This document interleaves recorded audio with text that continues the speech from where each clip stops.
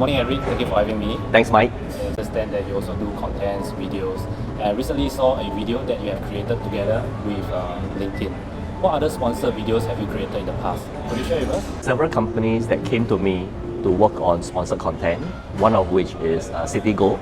There's more to wealth campaign. So they asked me to talk about financial independence. You have been doing such a interesting sponsored video content work, and it's very beneficial for the audiences out there. Yeah. This definitely adds a lot of value. Yes. So I also understand that you have a book called Small Actions. So how does this book help with your publishing and your own personal branding? Yeah, publishing a book, it gives me more credibility. It also helps me with my own thinking. Sometimes we have a lot of thoughts, but it's not clear. Until you put down them in words, you may not have the ability to convey or communicate them clearly. So definitely number one, it helps me consolidate and solidify my knowledge. Number two is act as a manual for people who wants to get me to speak. Because there are 66 chapters, so when they come to me, I say that if you want me to speak, you can just choose and pick 2-3 chapters, and then I can create a speech around that. There are like 66 lessons that people can learn from the book itself. Yeah, definitely. There is at least one lesson per chapter. I also understand that you have also created a Chinese book on small actions as well. And this book was recently, you went on a tour in China. Suzhou, Shanghai, and also Beijing to do a book tour at bookstores, as well as some events in the university and also some state-owned enterprises. The audience, they are very eager to learn, and surprisingly, although this is a translated book, they felt that it is written for them, and which was my intention. So I did not just translate the book, I actually added local content. I made sure that it is written for the audience in mainland. In your book, you talk about a portfolio career and also this combo specialist. Yes. Do you see that this combo specialist is very important for the current working force or the millennials when they started out? Should they actually pick up a new skill? Combo specialist is really to have a combination of skill set. So I'm asking people not to be a generalist because you can get replaced, and not to be a specialist because you can get displaced when your industry gets disrupted. It's better to be a combo specialist because if you have a combination of skills, you can always change that combination. So it's not going to be a total change, but changing one element of it, and also upgrading one of the smaller skills to a bigger one.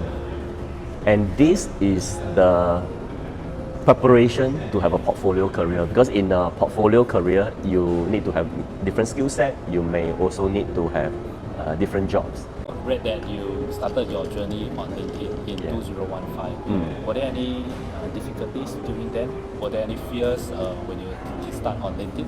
Yeah, I was working for UBS then. I was an MD, and you know that my English is not very good.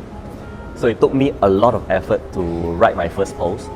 What would my colleague think of me? The truth is, actually not so many people will read your first post, so there's no need to worry. Yeah, that is amazing. It takes 8 years before you actually see bear fruits and results. What actually keeps you going from there? During these 8 years, were there any big challenge? Do you have the moments that you wanted to give up? Yeah, give up no, but of course there will be downtime that your post got no engagement, or sometimes you feel that your post not good enough, or you run out of ideas. So of course you don't expect over the 8 years my life is smooth sailing, right? Every downtime, sometimes things happen to your family or your personal life. The thing that motivate me is this is a form of journaling.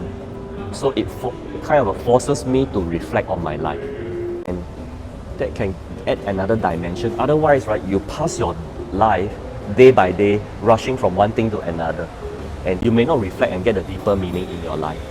You mentioned about getting the sponsored contents, and you wrote your book on writing itself. It took you 8 years before you get your first sponsored content video. What other things and other benefits do you see from consistently writing on about your career life and sharing about your life experiences? Yeah, so I also get speaking engagement. I get to be keynote speaker in India, in Bahrain, in mainland China. Yeah, it has brought me many new experiences and also job opportunity. Do you get paid for all these speaking events? Yes, and I'm not cheap. Yeah, so I'm very fortunate to get global companies to want to engage my service. I want to ask about you foresee that you actually are open to so much opportunities from the beginning? No, when I first wrote on LinkedIn, I wanted to share career skills and life skills with my students because I was teaching in a university. I was adjunct associate professor at Hong Kong University of Science and Technology while I was working for UBS.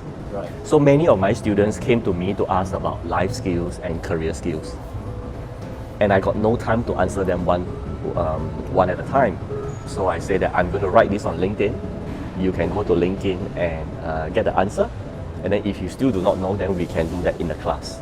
Right. So that was my intention.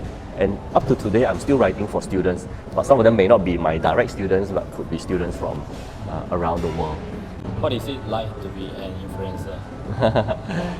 I think LinkedIn China, they like to call me KOL, Key Opinion Leader, which I thought, yeah, maybe that's more suitable because I do have an opinion, I like to share, and hopefully it benefits people. I'm not out there to try to influence people. That's not my job. At least I believe it because for me, I read your book and I applied the lesson and it works perfectly for me. Oh, that's very good. Thank you. Thank you, Eric. Yeah. I've been a MD of UBS and you have now been an influencer, book and author. I want to go back to the time when you first started out your first job. You mentioned in your book that you were helping your father. Were there any skills or that you have learned from there that has actually influenced you to become who you are today? Definitely. Father rests one day a year. And I thought I should do the same. So even like this year Chinese New Year, first day, I was having a call with my business partner in London because they were not on holiday. So for me, I try to work every day if I can.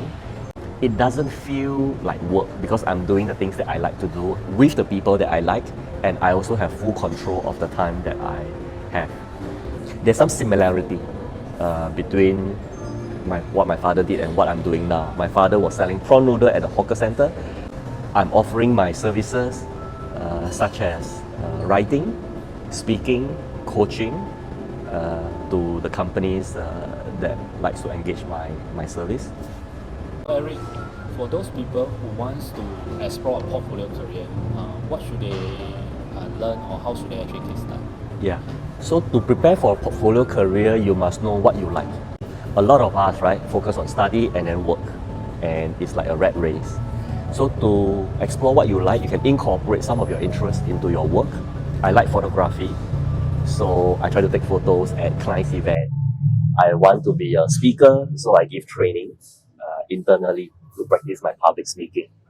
So this can be your exploration of your interests. That's number one. Number two is to develop your online presence. Because once you leave your day job, you no longer have your company's brand to rely on. You have to rely on your own personal brand. That means using LinkedIn or other social media. I use LinkedIn because my content is around career and life skills. If you are into design, fashion, maybe other social media platform could be more suitable. Then thirdly is to expand your network. You need your network to introduce people and jobs opportunity to you. So having a wide network will help. And you have to start today before you quit your day job.